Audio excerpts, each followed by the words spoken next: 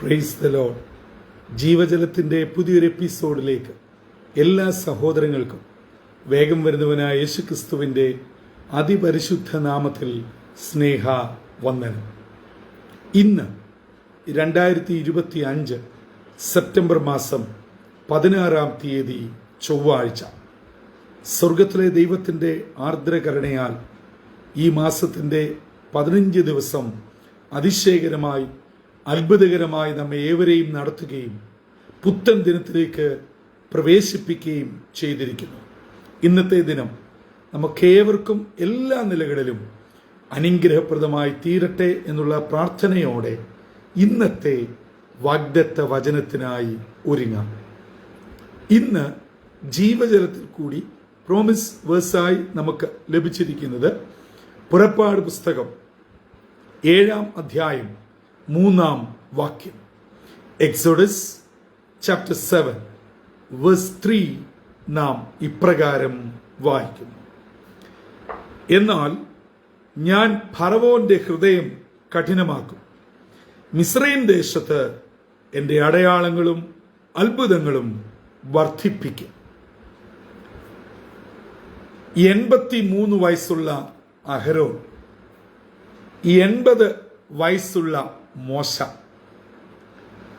ദൈവം ഇവരെ ഒരു പ്രത്യേക നിയോഗത്തിനായി അയക്കുകയാണ്. എന്താണ്?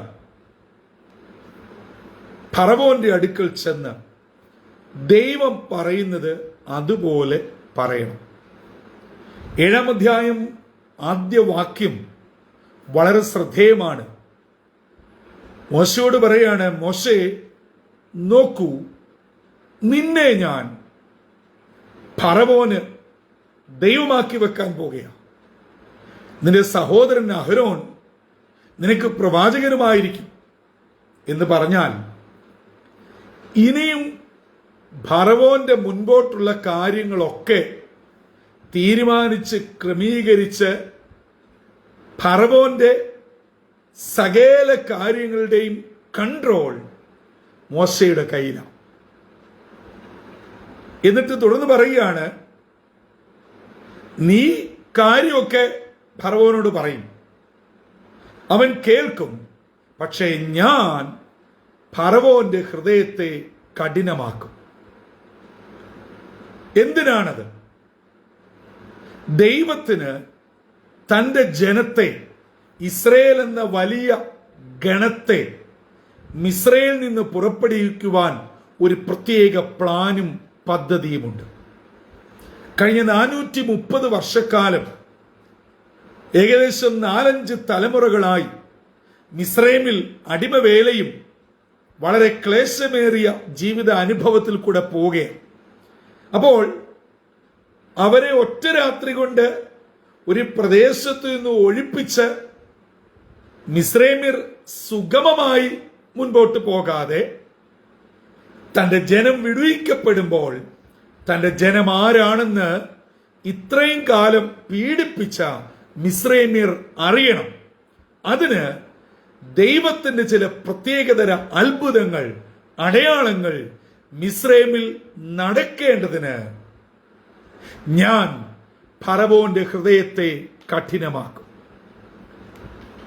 ഈ പുത്തൻ പ്രഭാതത്തിൽ ഇന്നത്തേക്കുള്ള വാഗ്ദത്ത വചനം കേട്ടുകൊണ്ടിരിക്കുന്ന സഹോദരങ്ങളെ, ദൈവമക്കളെ, ഇത് നമ്മുടെ ജീവിതത്തിൽ വളരെ വ്യക്തമായ ഒരു നേർക്കാഴ്ച കൊണ്ടുവരികയാണ്. നമ്മൾ എപ്പോഴും ആഗ്രഹിക്കുന്നത് കൊച്ചു കാര്യമാണെങ്കിലും വലിയ കാര്യമാണെങ്കിലും ഒറ്റ പോക്കിന്, ഒരു ഫോൺ കോളിന്, ഒരു നടപ്പിന് കാര്യം നടക്കണം. അങ്ങനെ കാര്യം നടന്നാൽ വലിയ സന്തോഷമാണ്, ഭയങ്കര സ്തോത്രവും ഹല്ലേലൂയായും ഒക്കെയാണ്.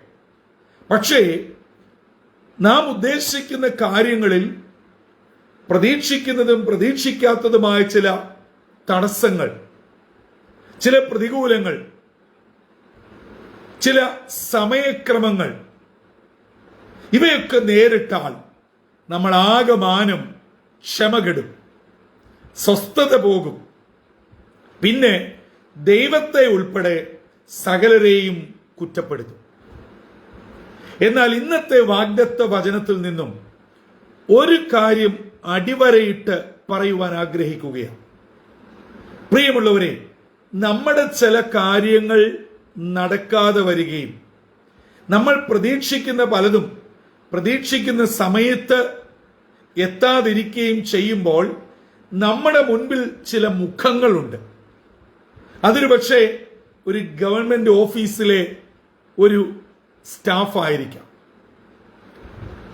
കോളേജിലെ അഡ്മിൻ ഡിപ്പാർട്ട്മെന്റ് ആയിരിക്കാം, വിസ ഇഷ്യൂ ചെയ്യുന്ന ഇമിഗ്രേഷനോ തത്തുല്യമായ ഓഫീസുകളോ ആയിരിക്കാം, ബാങ്ക് സംബന്ധമായ ചില ആളുകളായിരിക്കാം, നിയമമേഖലയിലെ ചില വ്യക്തികളായിരിക്കാം. നമുക്കവരോട് തീരാത്ത പകയും ദേഷ്യവും വിഷമവുമായിട്ട് നമ്മളെ കൊണ്ട് ആരോടൊക്കെ അവരെക്കുറിച്ച് ഗോസിപ്പ് പറയാമോ അത് മുഴുവൻ നാം പറയും. എന്നാൽ അങ്ങനെ ആവരുത്. ഒരു ദൈവ പൈതൽ താമസമോ പ്രതികൂലമോ പ്രതിസന്ധിയോ നേരിടുന്നുവെങ്കിൽ അതിന്റെ പിന്നിൽ ദൈവത്തിനൊരു വലിയ പദ്ധതിയുണ്ട്, ഒരു പ്ലാൻ ഉണ്ട്. കഴിഞ്ഞ നാളുകളിൽ നാം ഓരോരുത്തരും ഒഴുക്കിയ കണ്ണുനീർ, പ്രാർത്ഥിച്ച പ്രാർത്ഥനകൾ, ദൈവസന്നിധിയിൽ എടുത്ത ഉപവാസങ്ങൾ, നാം ദൈവനാമത്തിന് വേണ്ടി അധ്വാനിച്ചത് എന്ന് വേണ്ട, കഴിഞ്ഞ നാളുകളിലെ നമ്മുടെ കഷ്ടപ്പാടുകളും സുവിശേഷ വേലയോടുള്ള നമ്മുടെ സമീപനങ്ങളും മറന്നു കളയുവാൻ ദൈവം നമ്മെ പോലെ വെറും മനുഷ്യനല്ല. ദൈവം തക്ക സമയത്ത് അതിന്റെ നിലയിൽ വഴിയൊരുക്കി അതിന്മേൽ വിടുതലും വിജയവും അയക്കും. അതുകൊണ്ട് മിസ്രൈം ദേശത്ത് മോശെ അറിയാത്ത, അഹ്റോൻ അറിയാത്ത, ഇസ്രായേൽ ജനം അറിയാത്ത, മിസ്രൈം ജനം അറിയാത്ത, എന്തിന് മിസ്രൈമിലെ രാജാവായിരിക്കുന്ന ഫറവോനും തന്റെ ഭരണ സംവിധാന മന്ത്രികളും അറിയാത്ത ദൈവത്തിന്റെ അടുത്ത 10 അത്ഭുതങ്ങൾ അവിടെ നടന്നേ മതിയാവുകയുള്ളൂ. പ്രിയമുള്ളവരെ, നമുക്കറിയാത്ത, നാം ചിന്തിക്കാത്ത പലതും നമുക്ക് ചുറ്റും നടത്തുവാൻ ദൈവം പദ്ധതിയിട്ടിരിക്കുന്നു.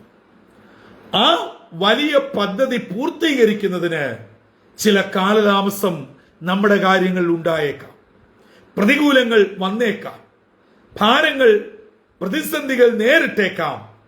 തളരരുത്, പതറരുത്, കുറ്റപ്പെടുത്തരുത്, പിറുപിറുക്കരുത്, ഒരു ചുവട് പിന്നോട്ട് പോകരുത്.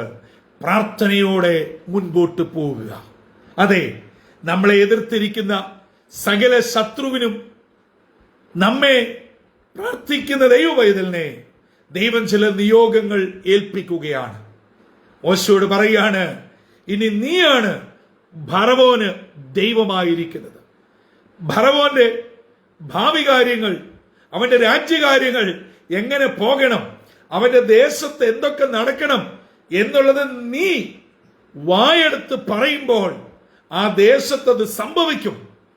തുടർന്നുള്ള അധ്യായങ്ങളിൽ ഈ വലിയ വിടുതൽ, അടയാളം, അത്ഭുതം നടന്നതായി നാം പഠിക്കുന്നു.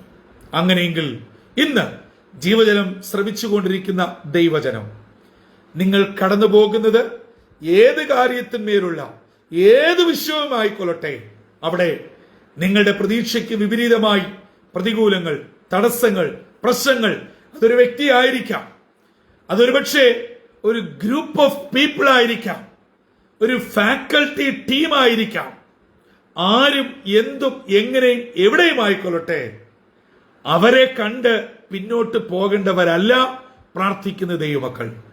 നിങ്ങൾ അതിനപ്പുറത്ത് ഒരു ദൈവത്തിന്റെ പ്രവൃത്തിയുണ്ടെന്ന് വിശ്വാസ കണ്ണാൽ കണ്ടുകൊണ്ട് ഇന്നത്തെ ദിനം ഇറങ്ങിത്തിരിക്കുക. ഇന്ന് പല കാര്യങ്ങൾക്കായി ഇറങ്ങിത്തിരിക്കുന്നവർ എന്നെ കേൾക്കുന്നുണ്ട്. നിങ്ങളുടെ കാര്യങ്ങൾ എന്ത് തന്നെയാണെങ്കിലും തമ്പുരാൻ ഏറ്റെടുക്കട്ടെ, അതിന്മേൽ ജയം നൽകട്ടെ. നിങ്ങളുടെ ജീവിതം ദൈവത്താൽ അനുഗ്രഹിക്കപ്പെട്ടതും സന്തോഷപൂരിതവും സമാധാന സമ്പുഷ്ടവുമായി ദൈവകൃപയോടെ മുൻപോട്ട് പോകുവാൻ സർവശക്തനായ ദൈവം നമ്മെ ഓരോരുത്തരെയും ഇടയാക്കട്ടെ. അതിന് നമ്മെ തന്നെ താഴ്ത്തി ഏൽപ്പിക്കാം, തലകളെ വണക്കാം, പ്രാർത്ഥനയ്ക്കായി ഒരുങ്ങാം. ഞങ്ങളെ സ്നേഹിക്കുകയും പരിപാലിക്കുകയും ചെയ്യുന്ന ദൈവമേ, സ്വർഗീയ പിതാവേ, മനോഹരമായ പുതിയ പ്രഭാതത്തിനായി ഞങ്ങൾ അങ്ങയെ സ്തുതിക്കുന്നു. മിസ്രൈമിന്റെ അധിപനായ ഫറവോനോട് നേരിട്ട് ചെന്ന് പറയുവാൻ ദൈവം കൊടുക്കുന്ന നിയോഗം മോശെ അത് ഏറ്റെടുക്കുമ്പോൾ തന്നിൽ കൂടെ ദൈവം എന്തെല്ലാം ചെയ്യാൻ പോകുന്നു എന്ന് താൻ അറിയുന്നില്ല. പലപ്പോഴും ഞങ്ങളുടെ ജീവിതത്തിൽ എന്തൊക്കെ നടക്കുന്നുവെന്ന്, നടക്കാൻ പോകുന്നുവെന്ന് ഞങ്ങൾ അറിയുന്നില്ല, മനസ്സിലാക്കുന്നില്ല. എന്നാൽ ദൈവത്തിനൊരു വലിയ പ്രവൃത്തി ഉണ്ടെന്നും ആ വലിയ പ്രവൃത്തിയിൽ കൂടെ അത്ഭുതങ്ങൾ ചെയ്ത് തന്റെ ജനത്തെ വിടുവിക്കുമെന്നും ഒരു വലിയ സന്തോഷത്തിന്റെ യാത്ര തന്റെ മക്കൾക്കുണ്ടേ എന്നും ഇന്ന് ഞങ്ങളെ കേൾപ്പിച്ചതിനായി സ്തോത്രം. ആ വചനത്തിൽ അടിയുറച്ച് പരിപൂർണമായി സമർപ്പിച്ച് പ്രാർത്ഥനയോടെ ഇന്നത്തെ ദിനത്തിലേക്ക് പ്രവേശിക്കുന്നു. എല്ലാ നിലകളിലും ഞങ്ങളെ അനുഗ്രഹിക്കണം, സ്വർഗീയ കൃപകളാൽ നിറയ്ക്കണം. യേശുവിൻ നാമത്തിൽ അപേക്ഷിക്കുന്നു, കൃപയോടെ കേൾക്കുമാറാകണമേ. ആമീൻ, ആമീൻ, ആമീൻ. പ്രിയ സഹോദരങ്ങളെ, ഇന്നത്തെ ദിനം സന്തോഷത്തിന്റെയും അനുഗ്രഹത്തിന്റെയും നന്മയുടെയും ദിനമാവട്ടെ. നമ്മൾ ആഗ്രഹത്തോടെ ഇറങ്ങിത്തിരിക്കുന്ന ഏത് കാര്യത്തിനുമാവട്ടെ, തടസ്സമോ പ്രതിസന്ധിയോ ഏതെങ്കിലും വിധത്തിലുള്ള പ്രതികൂലങ്ങളോ ഉണ്ടായാൽ തളരരുത്. ദൈവത്തിനൊരു വലിയ അത്ഭുതം അവിടെ ചെയ്യാനുണ്ട്. അങ്ങനെ മാത്രം ചിന്തിക്കുക. നിശ്ചയമായും ദൈവം തന്റെ സമയത്ത് നമ്മളറിയാതെ മോശ പോലും ഞെട്ടുന്ന വിധത്തിൽ ദൈവം തന്റെ പ്രവൃത്തി ചെയ്തുവെങ്കിൽ, തന്റെ ജനത്തെ വിടുവിച്ചുവെങ്കിൽ, നമ്മെയും വിടുവിക്കുവാൻ മതിയായവനാ ആ ദൈവം ഇന്ന് പകൽ നമ്മ എല്ലാവരെയും ധാരാളമായി അനുഗ്രഹിക്കട്ടെ. കർത്തൃ ശുശ്രൂഷയിൽ നിങ്ങൾക്കൊപ്പം brother Santhosh Kodukulanji. God bless you all.